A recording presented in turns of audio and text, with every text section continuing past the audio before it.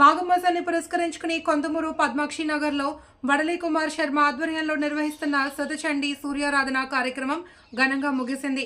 బుధవారం ఉదయం 8:30 గంటల నుండి సూర్య కళ్యాణాన్ని భక్తి శ్రద్ధలతో నిర్వహించారు. గత నెల 4వ తేదీ నుంచి ఇక్కడ ప్రతిరోజు సూర్య నమస్కారాలు, శతచండీ హోమాలు, మహాలక్ష్మి ఆరాధన ఘనంగా నిర్వహించారు. కార్యక్రమాల ముగింపులో భాగంగా 11:30 మహాపూర్ణాహుతి నిర్వహించి భక్తులకు పెద్ద ఎత్తున ప్రసాద వితరణ చేశారు. ఈ సందర్భంగా వడలి కుమార్ శర్మ మాట్లాడుతూ భక్తులందరికీ అమ్మవారి కృపాకరుణ ఉండాలి అని ఆకాంక్షించారు.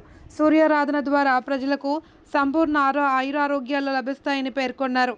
త్రిచ సౌర అరుణ మహాయాగం వంటి విశేష హోమాలు నిర్వహించి లోక కళ్యాణార్థం ప్రజల క్షేమానికై ప్రార్థించామన్నారు.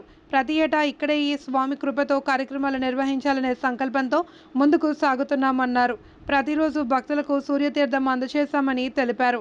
తామర పువ్వులతో సకల దారిద్ర్య నివృత్తి, ఐశ్వర్య ప్రాప్తి కలిగేందుకు మహాలక్ష్మి హోమం నిర్వహించినట్లు తెలిపారు. ఈ కార్యక్రమానికి సహకరించిన భక్తులకు కృతజ్ఞతలు తెలిపారు. సర్వమంగళ మాంగళ్యే శివే సర్వార్థసాధికే శరణ్యే త్రయంబకే దేవి నారాయణి నమోస్తుతే.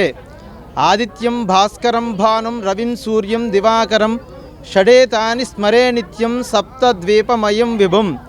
సకల చరాచర జగత్తుకి కూడా మూలమైన ఆధారము, జీవన జ్యోతి అయినటువంటి భగవానుడు సూర్య భగవానుడు.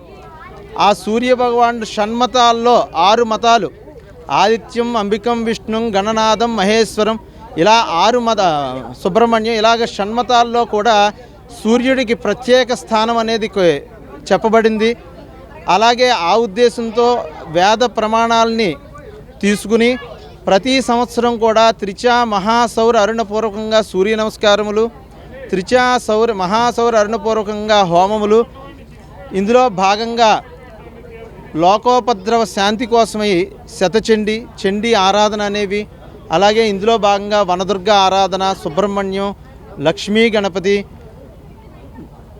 అభూతి అసమృద్ధి అనేది తొలగి లక్ష్మీదేవి అనుగ్రహం కోసం మహాలక్ష్మి హోమములు, అలాగే మహాలక్ష్మి జపములు, మహాసుదర్శన జపములు, ఇలా చాలా విశేషమైన కార్యక్రమాలు గత 14 రోజులుగా పక్షదీక్షగా మనం చేసుకోవడం అనేది జరిగింది. ఈరోజు మహాపూర్ణాహుతి, ఈరోజు రుద్రహోమం, ప్రత్యేకంగా రుద్రహోమం, మహాసుదర్శన హోమం చేసి మహాపూర్ణాహుతి కార్యక్రమం చేయడం జరిగింది. ఇంతటి కార్యం చేసిన తర్వాత సూర్యభగవానుడి కళ్యాణం చేసినట్లయితే స్వామివారిని పరిపూర్ణ ఆరాధన జరుగుతుందనే ఉద్దేశంతో ఈరోజు సూర్య కళ్యాణము.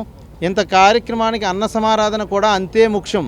అన్నా దహేద్ రాష్ట్రం అని చెప్పబడుతోంది. అన్న సమారాధన దీనికి తగ్గట్టుగా చేయనట్లే అయితే రాష్ట్రానికి ఉపద్రవం అని చెప్పారు. అందుకని చక్కగా దానికి తగ్గ రీతిలో అన్న సమారాధన చేయడం కూడా జరిగింది.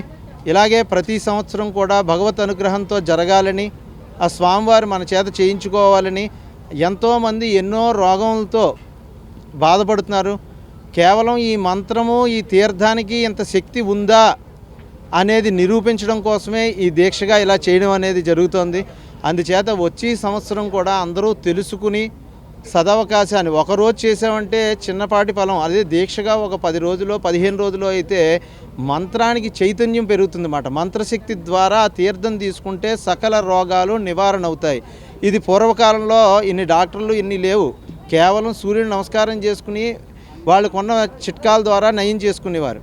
ఇంత అనుష్ఠాన విధానంగా ఇక్కడ జరుగుతోంది కాబట్టి దీన్ని అందరూ కూడా సద్వినియోగం చేసుకోండి.